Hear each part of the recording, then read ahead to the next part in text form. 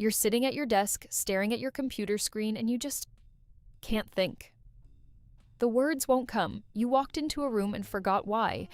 You're searching for a word you've used 1,000 times, and it's just gone. You feel like you're moving through molasses, like there's a layer of cotton between you and your thoughts. And here's what makes it worse. You know you're sharper than this. You've always been able to juggle multiple things at once, but now you're rereading the same email 3 times and still not absorbing it. If you're over 35 and experiencing this, you're not losing your mind. You're not developing early dementia, and no, this isn't just getting older. What you're experiencing is what people call brain fog, that frustrating reduction in mental clarity that seems to come out of nowhere. But here's what most people don't realize. Brain fog isn't actually one problem. It's a symptom. And the symptoms you're experiencing throughout your day, the afternoon crashes, the word-finding difficulties, the inability to focus, even that weird heaviness after meals, they're all connected. Before we talk about solutions, we need to understand what's actually happening in your body, because once you see the pattern, the path forward becomes clear. Let's start by recognizing what this actually looks like in real life. You wake up and maybe you feel okay, but by mid-morning, you're already reaching for your second or third coffee. Not because you want it, but because you need it just to feel functional. Then comes lunch. You eat, and within 30 to 45 minutes, you hit a wall. Suddenly, you're not just a little tired, you're fighting to keep your eyes open. Your thinking gets even slower. You might even feel physically heavy, like your body just wants to shut down. And it's not just tiredness. Your mood shifts, you become irritable more easily, small decisions feel overwhelming, you find yourself procrastinating on tasks that used to be simple because your brain just won't engage. Some days are worse than others, but you can't figure out the pattern. Was it stress? Not enough sleep? Too much sugar? You start blaming different things, but nothing you try seems to consistently fix it. Here's what I want you to understand. You're not weak-willed, you're not lazy, and you're not imagining this. What's happening is that your body is responding to something specific. And after 35, our bodies become less forgiving. We lose what researchers call metabolic flexibility, our ability to smoothly switch between fuel sources and handle the foods we used to process easily. The afternoon crashes, the mental fog after eating, the difficulty concentrating, these aren't separate problems. They're all pointing to the same 2 underlying patterns, and those patterns aren't in your head, they're in your blood. So what's actually happening? There are 2 distinct processes creating this brain fog, and they both happen every time you eat certain types of meals. The first pattern is what I call the glucose roller coaster. Here's how it works. When you eat, especially foods high in refined carbohydrates or sugar, your blood glucose shoots up quickly. Think white bread, pastries, sweetened drinks, even that healthy granola bar. Your body releases insulin to bring it back down, but sometimes it overcompensates and brings it down too fast. That's the crash everyone talks about. Your brain uses about 20% of your body's total energy, even though it's only 2% of your body weight. It's an energy powerhouse, and it needs steady fuel. Steady. When your blood sugar is spiking and crashing throughout the day, your brain is essentially trying to work on an unstable power supply. Imagine trying to work on a computer that keeps dimming and brightening randomly. That's what your brain is dealing with during these glucose swings. No wonder you can't focus, no wonder words escape you. But here's the part most people don't know about. There's a second pattern happening simultaneously that compounds everything. When you eat certain types of meals, particularly those high in processed foods, sugar, and saturated fat together, your body triggers what researchers call metabolic endotoxemia. Think of it as a low-grade inflammatory fire. Here's what happens. These problematic meals temporarily stress your gut lining. Small inflammatory molecules, bacterial fragments that are normally contained, can slip into your bloodstream in tiny amounts. It's not a constant state, and it's not permanent damage. It happens in response to specific meal types. Your immune system immediately recognizes these fragments as invaders, it activates, and here's where the brain fog connection becomes crystal clear.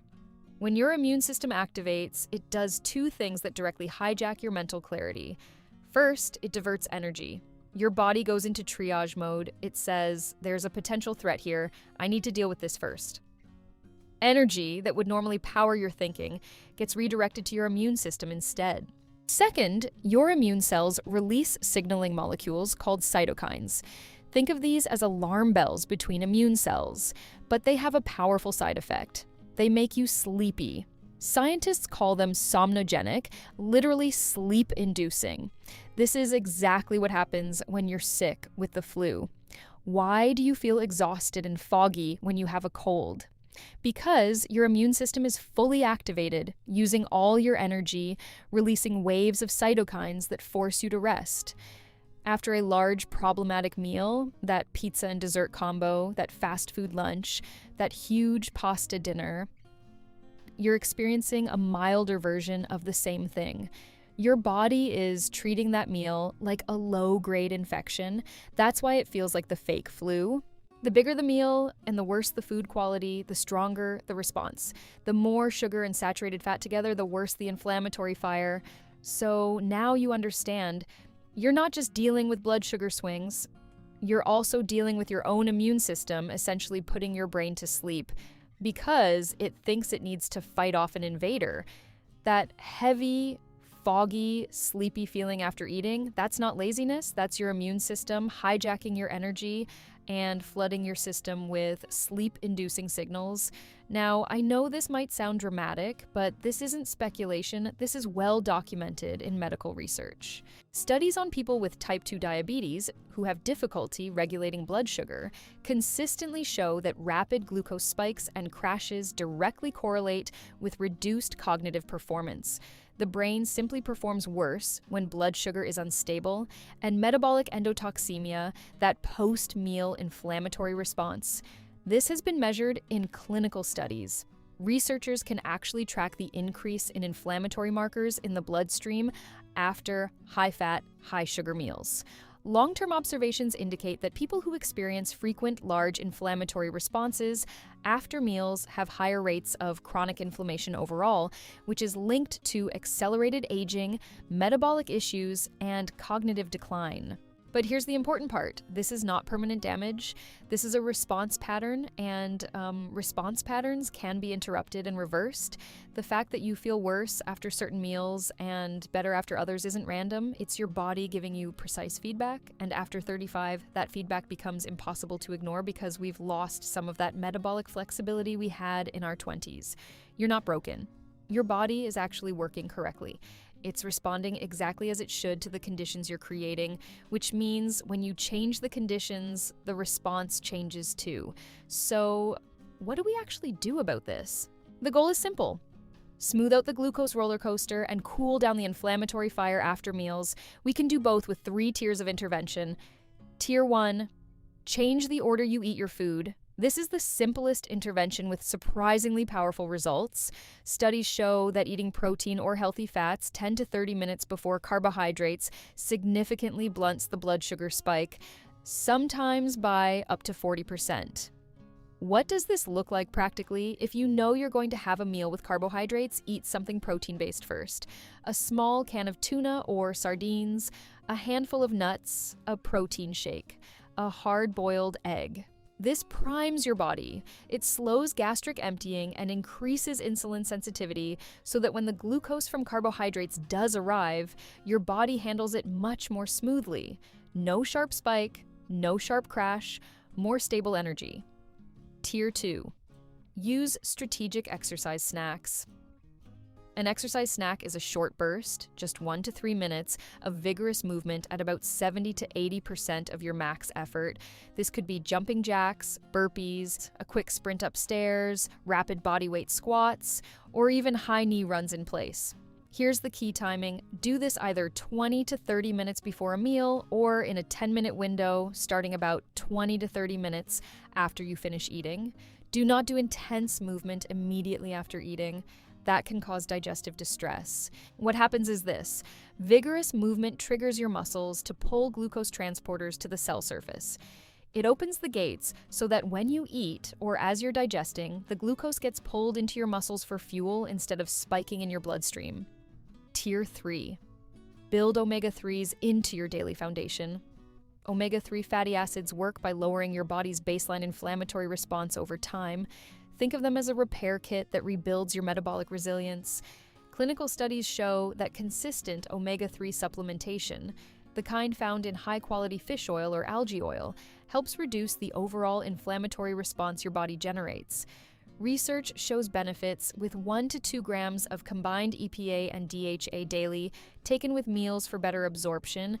If you're only going to do one thing starting tomorrow, make it food order. It requires no supplements, no equipment, no gym membership, no major lifestyle overhaul. Just eat your protein first, wait 10 to 15 minutes, then eat your carbohydrates. Try it for 3 days and pay attention to how you feel 30 to 60 minutes after eating. Most people notice the difference immediately. Clearer thinking, sustained energy, no crash. Brain fog after 35 isn't a life sentence. It's feedback. And now you understand exactly what your body is trying to tell you.